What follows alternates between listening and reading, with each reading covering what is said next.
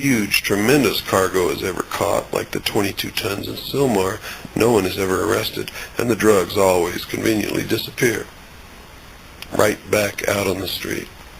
Well, what's this all about, and what's it got to do with Rodney King? Well, I'll tell you, folks. In this country, most people who aren't black have not liked blacks. In fact, appear to be afraid of them. I don't know why. I really, honestly, truthfully don't know why.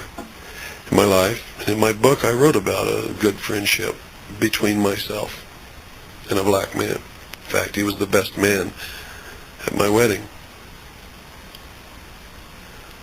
I've never had that problem, so I don't understand it. Maybe it's because I wasn't raised in the United States of America.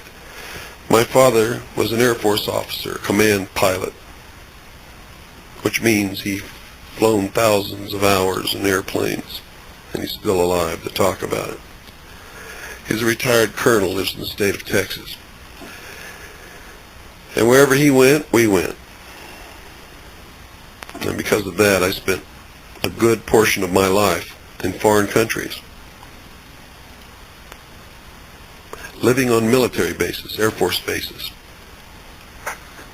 And nobody ever taught me to hate the black man, or the yellow man, or any other man for that matter. So because I never learned it, and it is a learned trait, because no child is ever born hating any other child because of the color of his skin. It doesn't happen. It's taught by parents, and by peers, and by neighbors, and by friends. It is a learned thing. It is a despicable thing. It is a tool that is used by the very powerful in this world to create dissension and hatred amongst the rest of us, so that we struggle between classes, and one class attempts to hold the class below it down, while at the same time struggling up to the next higher class above itself, while they try to hold that class down. And descendants of slaves in this country have always been the lowest rung on the ladder of classes. So what the Rodney King thing is all about, ladies and gentlemen, is dissension, is hatred. It's being used, and I'm telling you right now, is created from the beginning. From the beginning. Do you really believe that it was an accident that a judge changed the venue upon the request of the defense to the wealthiest county in the state of California, or one of the wealthiest, I might say? Maybe not the wealthiest, but one of the wealthiest counties in the state of California. A county wherein over 2,000 police officers reside. A county where less than 2% of the population is black.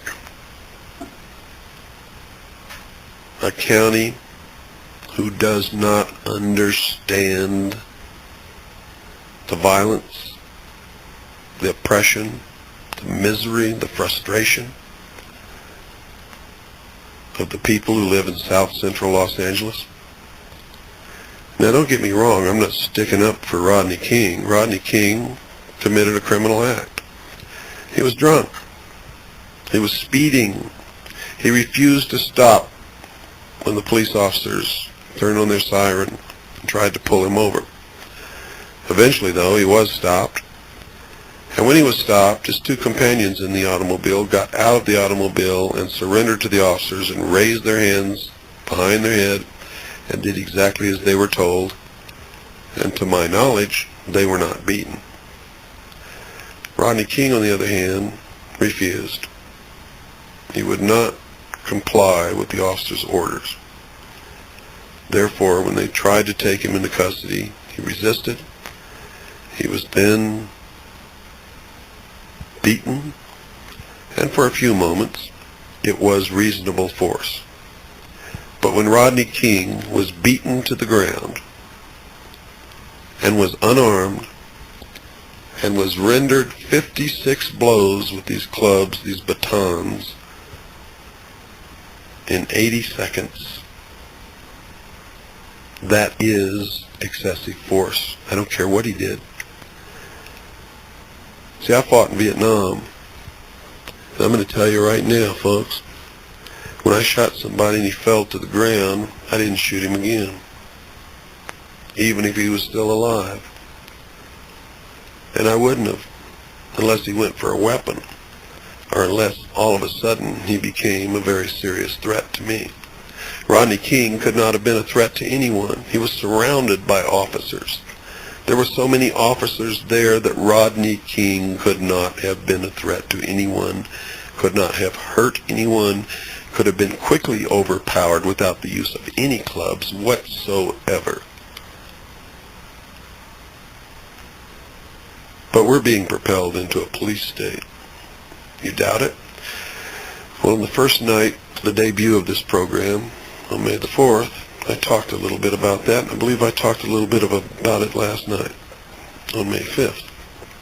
That program was taped April the 30th, I believe.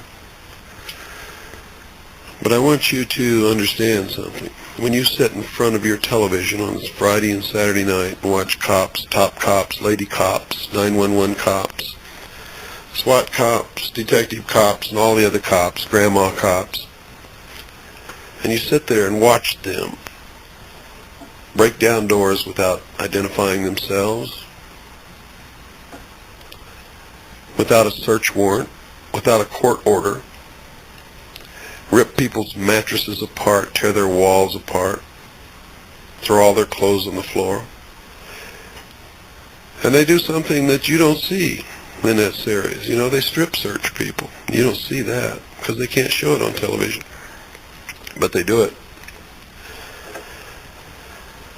Now, if they don't find anything, folks, all they have to do is drop a little bag of white powder somewhere in that house.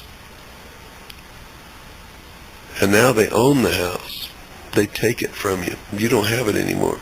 You'll never have it anymore. They can confiscate your bank account, your RV, your cabin, your property, land, every single thing that you own, your cars, your clothes, and your children.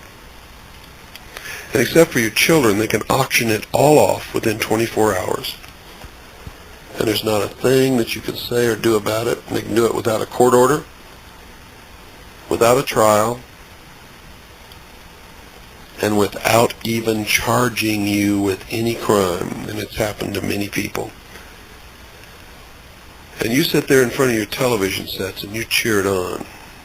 Say, get them, get those scummy so-and-sos. I've watched it. I've seen it. I've been in living rooms where this has occurred.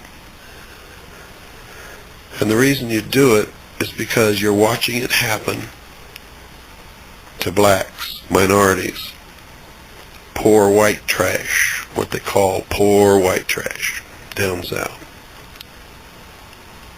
Puerto Ricans, Hispanics, and you say, get them. They're a threat to us, middle class.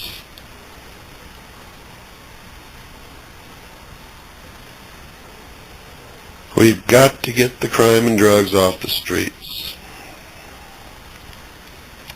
That's your reasoning, and that's why you accept it. But most of you don't know anything about your country. You don't know what your country is. You don't understand that your country is the Constitution. And that when you allow these things to happen without protest, you are actually changing law. Because the common law, the basis of our legal foundation, says that if your rights are taken away and you do not protest or protect or claim your rights in a timely manner, then you no longer have those rights. They don't belong to you anymore.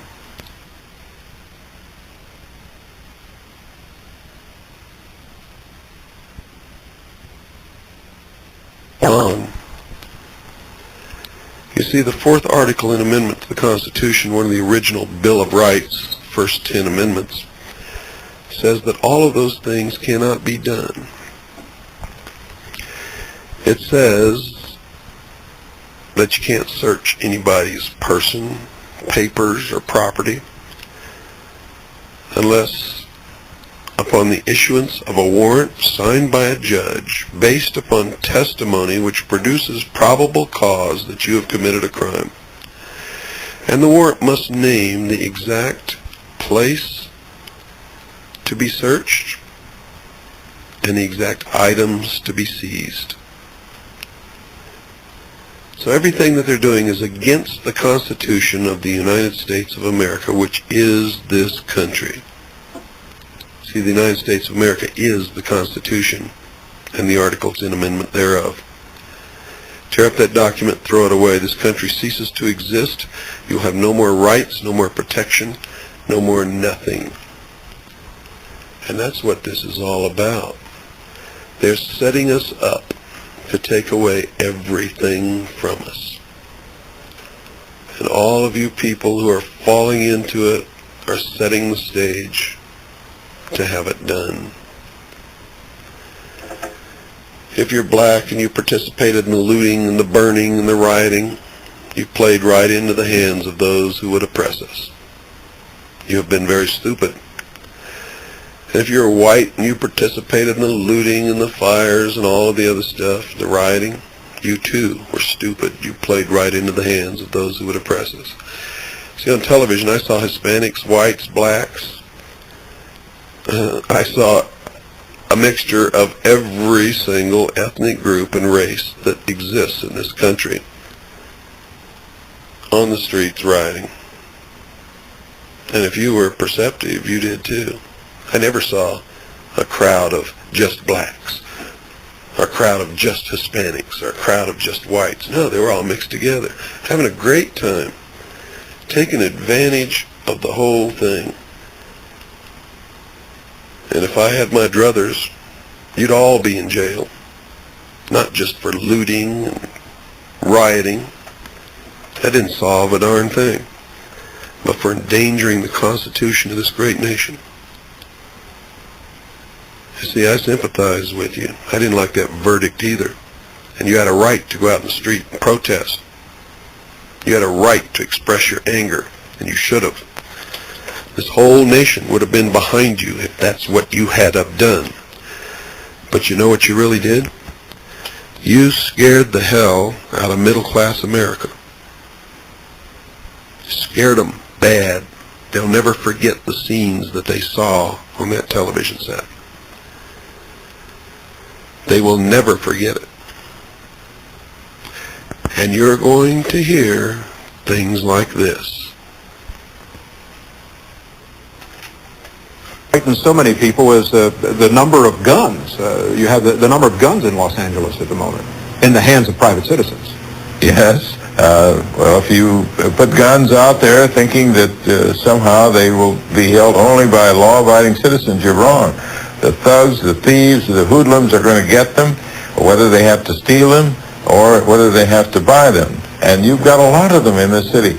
And they're in the hands of young, irresponsible, irrational young people. Do you get the drift? You see, this is going to be used as the excuse to take the second article and amendment in the Constitution away from the American people. It's going to be used further to strengthen the laws, strengthen the government's position on eliminating the Fourth Amendment. It's also going to be used to take away the writ of habeas corpus and probably a lot of other things, probably to eliminate the exclusionary rule so that they can find these guns and make sure that this kind of violence doesn't ever happen again. The image of that truck driver on the pavement being kicked and beaten and hit almost to the point of death just because he was there will never leave the minds of middle-class America. Never. And no matter what they felt when they first viewed the Rodney King beating on the videotape, no matter